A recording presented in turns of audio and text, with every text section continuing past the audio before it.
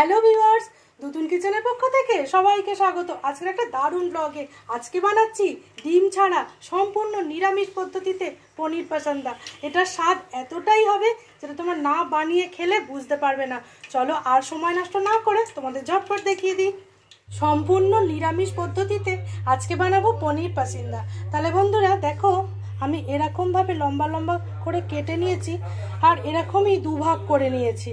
চলো তাহলে পুরটা সুন্দরভাবে তৈরি করে নিই। তোমরা দেখো আমি মোটাটা কেমন রেখেছি, তোমরা চাইলে পাতলাও করতে পারো, সেটা তোমাদেরই ওপর। আমি এটা মালাই পনির নিয়েছি। একটা মিক্সির জার নিয়েছি, তাতে দেবো আদা, তার সঙ্গে ঝাল বুঝে কাঁচা লঙ্কা দিয়ে দিলাম, ডান্টি সমেত ধনেপাতা, তার সঙ্গে বেশ খানিকটা পুদিনা পাতা। এবার এটা ঘুরিয়ে নেব। টক দই নিয়েছি, টক দইয়ের মধ্যে আমি যে পেস্টটা মিক্সির বানালাম সেটা দিয়ে দেবো। এর সঙ্গে 1 চামচ মতো আমি তেঁতুলের পাল্প দিয়ে দিলাম। এর সঙ্গে আমি একটু চাট মশলা দিয়ে দিলাম, একবারে চটপটা টেস্ট হবে। অল্প একটু গোলমরিচ গুঁড়ো, এটা দিতেও পারো নাও পারো, একটুখানি ড্রাই ফ্রুট কুচি দিলাম। এর সঙ্গে একটু পাতিলেবুর রস, 2 চামচ মতো দিচ্ছি বেসন। এখানে 2 চামচ মতো প্যাঙ্গো ব্রেড ক্রাম্বস আমি ব্যবহার করলাম। তোমরা চাইলে বিস্কুট গুঁড়ো বা পাউরুটির সাইডের অংশও কিছুটা দিতে পারো। সব একসাথে ভালো করে মিশিয়ে নেবো। নতুন কিচেনের রান্না যদি তোমাদের ভালো লেগে থাকে তাহলে প্লিজ চ্যানেলটাকে একটু লাইক, শেয়ার, সাবস্ক্রাইব করে আমার পাশে থেকো। আর বেল বাটনটাও একটু প্রেস করে রেখো। আমি যা যা রান্না আপলোড করব সবার আগে নোটিফিকেশান তোমাদের কাছে পৌঁছে যাবে। যারা ফেসবুক পেজ থেকে দেখছো প্লিজ চ্যানেলটা ফলো করে নিও। স্বাদ অনুযায়ী নুনটা দিয়ে দিলাম। নুনটা তোমরা এই জায়গায় বুঝে দিও, কারণ চাট মশলায় সামান্য নুন থাকে।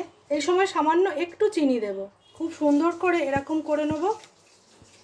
এই দেখো আমি এরকম করে এই থালার ওপরে যে পনিরের পিসটা নিয়েছি তার মধ্যে একটা কোট করে নেব। খুব সুন্দর করে দিয়ে দিয়েছি। এইবার ওপরে আর একটা আমি পনিরের পিস নিয়ে এরকম কোট করে নেব। এই দেখো, মানে একটা আমার রেডি হয়ে গেল। দেখো বন্ধুরা, আমি এইরকমভাবে প্রত্যেকটা দিয়ে নিয়েছি। আমি এইরকম করে রেডি করে নিয়েছি।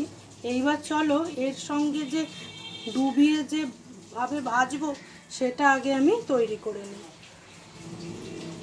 চলো, 4 চামচ পরিমাণে আমি কর্নফ্লোর দিয়ে দিচ্ছি, 4 চামচ পরিমাণে ময়দা, দেখো 1/2 চামচ মতো বেকিং পাউডার দিয়ে দিলাম। স্বাদ অনুযায়ী সামান্য নুন দেব, অল্প একটু গোলমরিচ গুঁড়ো দিয়ে দিলাম, আর দেবো সাদা তিল। আমি বাটার দিচ্ছি, এটার মেল্ট করার সময় হলো না। খুব ভালো করে সব উপকরণ মিশিয়ে নেব। দেখো বন্ধুরা, অল্প অল্প করে জল দিয়েছি, দিয়ে সুন্দর করে একটা ব্যাটার আমি তৈরি করে নেব, যেন একদম ক্রিমের মতো হয়। দেখো বন্ধুরা, এই দেখো, দেখলেই বুঝতে পারবে এইরকম একটা ব্যাটার হবে। চলো এবার ডিপ করে ভেজে নিই। সুন্দর করে তেলটা গরম হতে দিয়েছি। দেখো বন্ধুরা, নিয়ে নিয়েছি আমি 1 পিস। এবার এর মধ্যে দিয়ে একটুখানি, এই ব্যাস হয়ে গেল। এবার তেলটাও গরম হয়ে গেছে, ছেড়ে দেবো। সাবধানে দিয়ে দিলাম।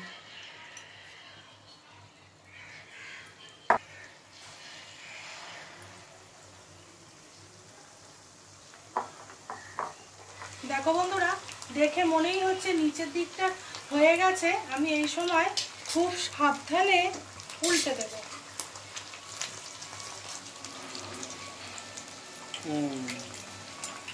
সাবধানে উল্টে দিয়েছি। এইভাবেই সবকটা উল্টে দেব।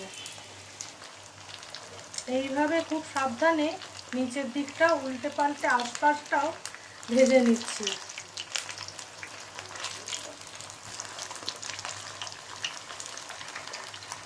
খুব সাবধানে একটু উল্টে নিলে আর কোনো সমস্যা নেই। এই ধারগুলো আমি একটু সুন্দর করে ভেজে নিচ্ছি, তাহলে 1 কামড় দিলে না দারুণ লাগবে স্বাদে। এই কটা গরম গরম তুলে নিয়েছি, আর বাকিটাও দিয়ে দিয়েছি ভাজতে। এটাও নিচের পিঠটা হলে উল্টে দেব। এইটাও ভাজা হয়ে গেলে তুলে নেবো, তারপর আমরা গরম গরম খেয়ে নেবো। দেখো বন্ধুরা, সব কটাই ভাজা হয়ে গেছে।